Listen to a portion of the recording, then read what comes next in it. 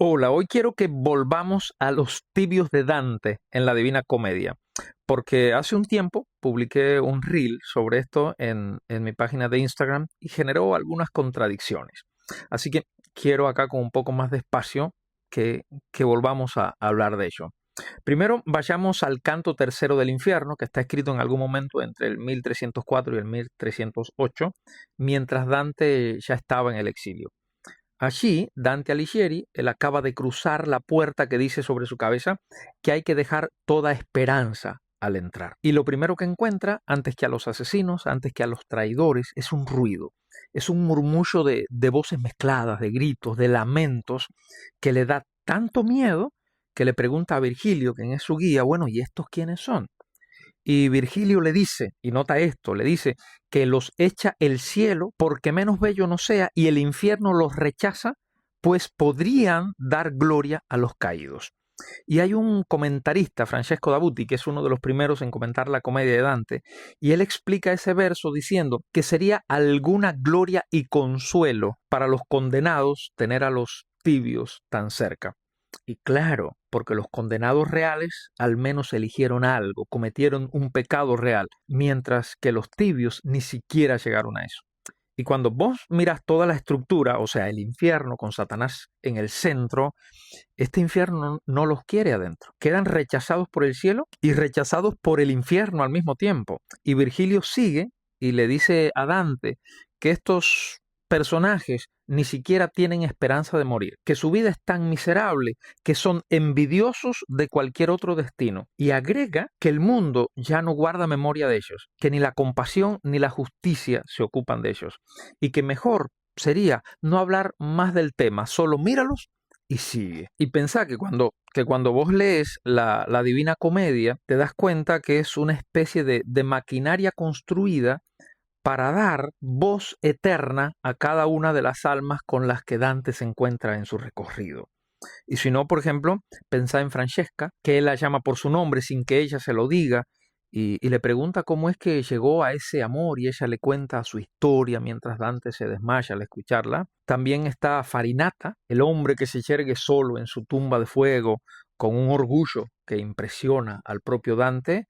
Y bueno, y él es quien pregunta primero. También camina un buen tramo con su viejo maestro Brunetto Latino, hablando con él como si fuera un padre. Y mucho más adelante, en el fondo del hielo, le da varias páginas al conde Ugolino para que él cuente y que cuente con lujo de detalles cómo fue que murió de hambre encerrado en una torre junto a sus hijos. O sea, cada uno de ellos tiene voz, tiene nombre y queda inmortalizado en los versos de la Divina Comedia para siempre. Ahora, los tibios, no. A los tibios Dante no les dio nada de eso. Solo hay un momento de una sombra que reconoce entre la multitud, la de alguien que hizo por cobardía una gran renuncia, dice el texto. Y de paso, la mayoría de los estudiosos de la Divina Comedia consideran que esa sombra fue el Papa Celestino V, quien había renunciado al papado poco más de una década antes que Dante escribiera esto. Pero fíjate lo que hace con él. No le da ninguna línea en el diálogo. Solo llama la atención sobre este acto de renuncia y sigue caminando. También pensá en el castigo físico de los tibios, que es un detalle no menor en todo el texto de la Divina Comedia, porque los tibios van desnudos, corriendo eternamente detrás de una bandera que obviamente no tiene ni bando ni color, porque son los tibios. Y además, estos van picados por avispas y por moscones, y con la sangre y las lágrimas cayendo sobre los pies de la que comen los gusanos. Y mira que no hay fuego que caiga del cielo, ni hay hielo que los congele. Hay insectos sobre ellos. Y ahora, en el canto 11, Virgilio le explica a Dante que la incontinencia ofende menos y que la violencia ofende menos que el fraude, porque el fraude es un vicio exclusivamente humano y por eso Dios lo odia más. Y más adelante, dentro del fraude mismo, él dice que traicionar a quien confía en vos es peor que engañar a alguien que nunca te dio esta confianza. Y por eso los traidores están en el centro mismo del hielo, en el punto más lejano de todo calor. Pero los tibios ni siquiera entran en esa clasificación.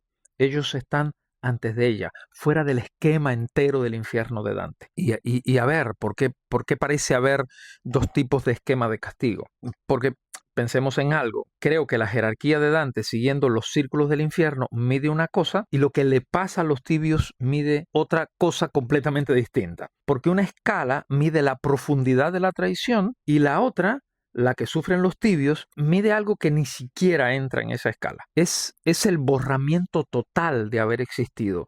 No tener nombre, no tener voz, no tener memoria, no tener siquiera el derecho a la muerte que tienen los condenados de verdad. Uno, por ejemplo, mide qué tan grave fue lo que hiciste y el otro mide si alguna vez llegaste a ser alguien capaz de hacer algo. Y mira esto a la luz de la propia experiencia de Dante, porque cuando Florencia se partió en dos facciones enfrentadas, Dante pertenecía a los güelfos blancos, pero dentro de su propio bando, él trató de mantener una postura moderada, pero eso no lo salvó de nada. Lo condenaron igual, lo sentenciaron a morir quemado si volvía a pisar la ciudad y le confiscaron todas sus propiedades y pasó los últimos 20 años de su vida exiliado, sin poder volver a la Florencia que amaba. Así que pensá que el hombre que escribió que los tibios no tienen lugar ni en el cielo ni en el infierno, él mismo había probado en carne propia que ni la supuesta moderación te protege del juicio del mundo cuando ese mundo ya decidió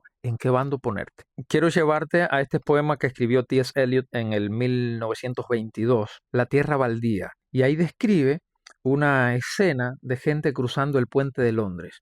Van en fila, camino al trabajo, sin rostro, y en sus propias notas, Eliot señaló que sacó esta imagen justamente de este verso del canto tercero de la Divina Comedia, en el que la fila de gente es tan larga que Dante no podía creer que la muerte hubiera desechado a tantos hombres indiferentes, tibios. Y mira qué interesante que Eliot tomó exactamente esta escena, la de los tibios, y la tomó para describir a los empleados de un banco de una ciudad moderna, yendo a trabajar todos los días, sin haber elegido nunca nada. Porque cada vez que alguien vive sin comprometerse con nada, sin sostener una postura que le cueste algo, quizás está caminando por ese mismo vestíbulo sin saberlo. El que yo no soy ni de acá ni de allá. Yo prefiero no opinar, yo prefiero no decir, yo no sé, yo no me mezclo, yo no me juego, yo no, a mí no me pregunten.